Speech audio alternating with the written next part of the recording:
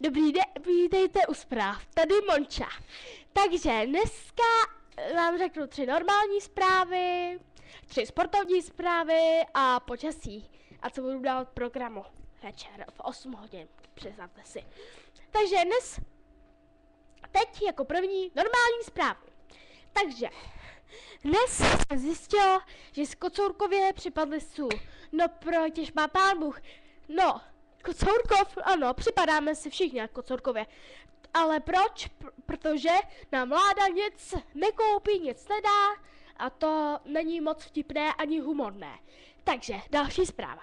Karel Gott se dneska vlastně zaspíval první písničku s Evou Farnou a říkal, Karel Gott nám vyřizuje i Evy Farný, že je dokonalá a Eva Farná mu vyřizuje a nespívá, protože ztrácí hlas. Ale že má docela, že bych chtěla, až zemře, tak chce Eva Farná po něm zdědit, ale fakt slavíky. Tak. A teď ještě jedna zpráva na závěr. Opička Google přeskočila celou Prahu. Zabila 250 000.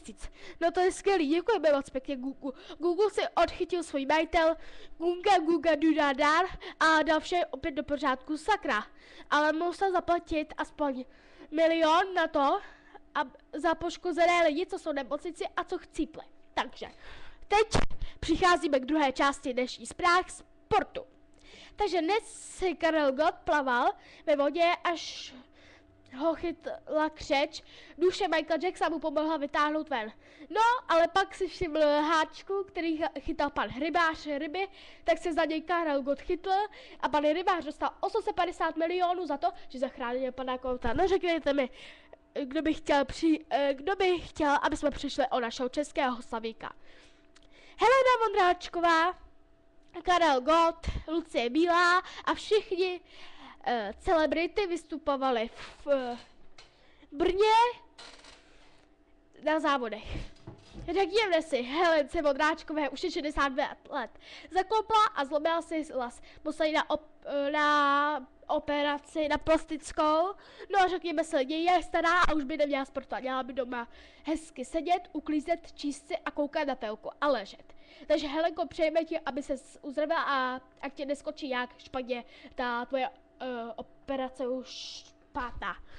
No, ale na rovinu Michael Jacksonu měl 50, takže to je jedno. No, takže dále. Třetí zpráva, když se zpráv sportu, takhle ze správní sportu. Takže Five Edge zaspívali novou písničku, která se jmenuje Sport je best. Je to krásná písnička, ale řekněme si na rovinu, je to fakt hezký, ale musela jí zaspívat jedna slečna Lunketaj a za to šla do vězení, protože měla příšerný hlas. A tancovala u toho jak admirál Babočka ze státní správy. A teď si řekneme počasí. Třetí kategorie počasí. Takže dneska byl docela pěkný den. Zítra se připravte, že bude plus 50 stupňů Celsia. Páni, to bude vedro. Druhý den bude minus 50 stupňů, zůstaňte radši všichni doma, varují meteorolozi. No a třetí den bude konec měna, bude plus 50 i minus 50. Kdo to přežije, je opravdový borec. A kdo to přežije, tomu opravdu moc závidíme a jestli se někdo dožije ze slavných, tak mu dá 500 milionů. Takže kdo přežije, ten se má. A pak dále. Mu ještě lidi pošlou 1000. No, nebojím. Tak, a přicházíme k televizního programu. Na ČT1 od 8 hodin večer dávají Pat a Mat parodie dveře. Takže na ČT2 dávají to Kameňák, nikoliv pan Zdeněk Držka, teda pan Zdeněk. A to bude se to týkat novýho dílu Kameňáku, no, máme se na co těšit, že jo. No a na nově dávají Paného Puťočku, nedělejte striptease. No, je to sprostý, ale může to na to koukat všichni, protože to není přístupné ani je přístupné, ale je to hlavně přístupné, to nám všichni řekli teď. No, tak se můžou na to dívat i malé děti, dospělí i staří. No, staří, který mají rádi erotiku.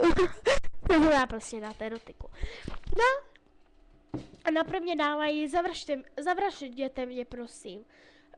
Ale to je o tom, že tam je malá holčička, která se hraje s medvídkem a medvídek jí sjáko žije a chce jí zabít. Ale je to blbost, protože ta holčička to si jí vzala.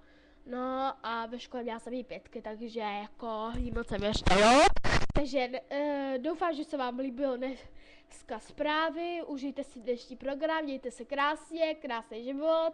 No a doufám, že ještě, kdybyste chtěli lidi, teď už na rovinu, tak hlasujte a pište komentáře, jestli vám máme natáčet s Jolánkou nebo my dvě sami.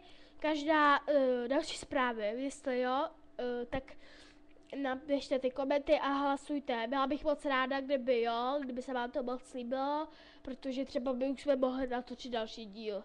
No, tak ať se vám líbí tyhle zprávy, užijte si krásný volno a všechno možný, tak ahoj.